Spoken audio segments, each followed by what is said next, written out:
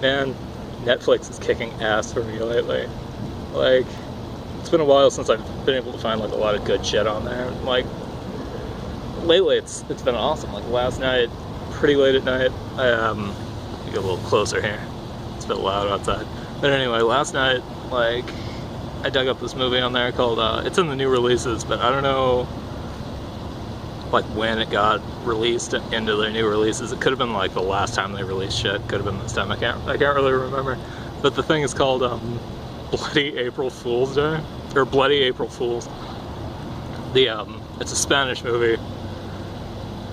Like, from Spain, not from, like, Latin America. But it's, like, the Spanish title is Los Inocentes. I think it came out in 2013. And this fucking thing is awesome. It's really, really cool. It's pretty much just like a it's like a slasher. It's like a kind of a classical slasher movie. It follows like a lot of the same tropes of like the classic slasher movie, but you know, it's modern, right?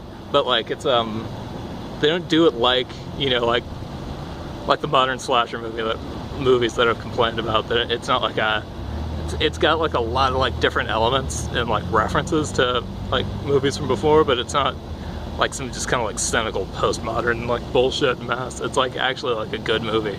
It's a lot of fun, and I can tell like people have like a, you know, they actually like cared about making it, and they weren't just like fucking like jerking themselves off and being like, horror movies are stupid, so let's make, you know, this one that looks like all other horror movies.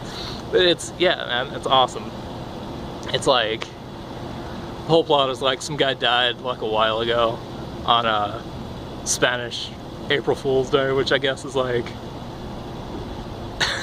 which happens in fucking December, which is crazy as shit.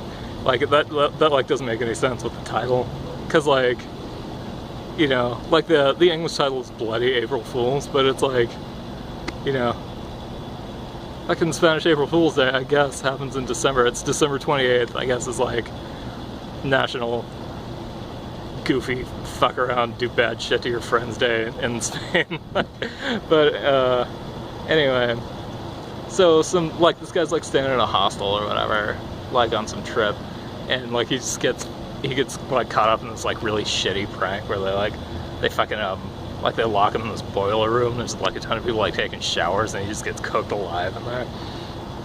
And then like fast forward like 10 years, right, into the future, and there's these fucking like just total like just assholes. Like that's one of the tropes they definitely utilize for this. It's just like everybody in the movie is kind of a dick. Yeah. But like they're trying to be on a ski trip, and it's super hot, and like there's no fucking snow anywhere.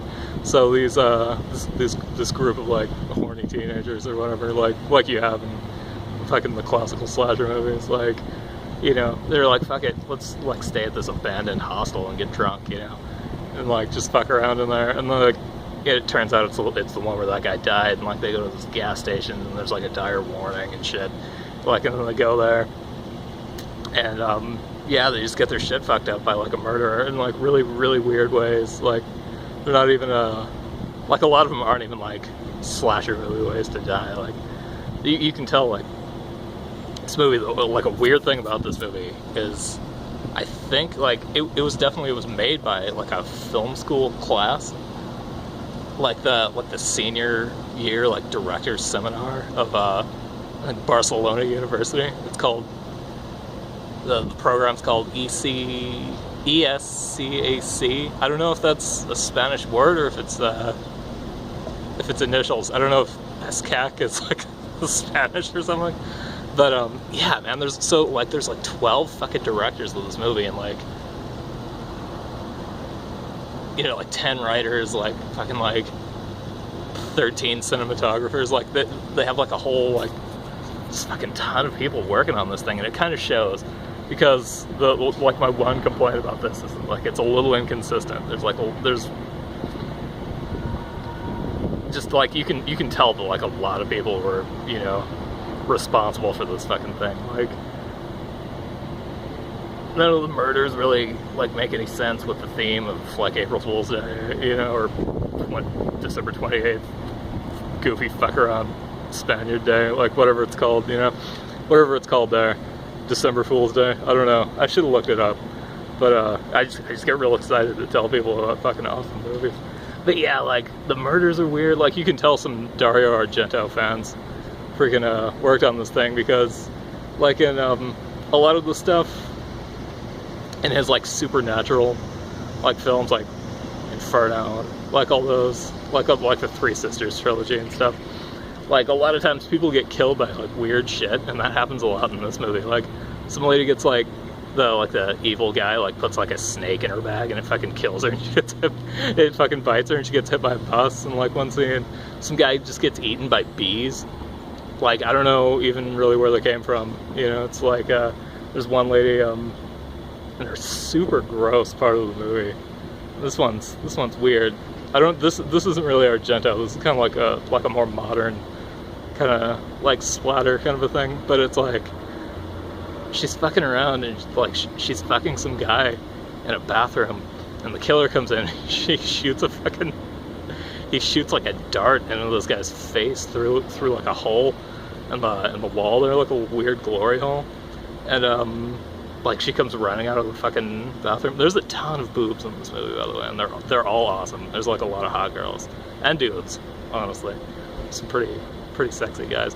But anyway, she comes running out of the bathroom. She fucking like slips on some soap and like breaks the fucking back of her head, but she doesn't die. And like the killer like puts her in this chair, and later some guy finds her, and she ends up like wanking herself off by like sticking her fingers in her brain, and like I guess like doing like the orgasm center of her brain or something like that. Because like she ends up like wanking herself off and then like just vomiting blood on this dude and dying for like crazy fucked up reasons. But yeah, it's shit like that. It's just like weird shit like that, and it's like weirdly inconsistent, which is all it kind of makes it cool though. There's like a whole like 10 minutes in the middle of the movie just kind of turns into found footage for like no real reason, probably because somebody was like directing it and like doing the cinematography, and they really like found footage movies, so they're just like, fuck it, like our little part's gonna be found footage, you know. So yeah, man, it's very fucking cool. Like it fucks around with like a lot of the cool slasher movie tropes, like it happens on a holiday, like a lot of those do that. There's like the killer might be like a person, or it might be like a ghost, you know, like they do that. They're like, it's like horny people who go to like an abandoned place and get drunk. They do that shit, you know. They do like a little Texas Chainsaw Massacre in there a little bit. They do a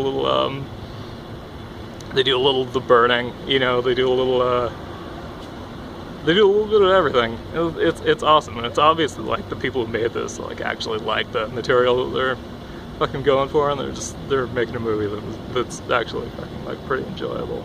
So good job, guys from Barcelona University, and check this movie out. It's definitely on Netflix. It's called Bloody April Fools on there, but it's Los Inocentes everywhere else, because that's the Spanish title, and I am out. Oh fuck.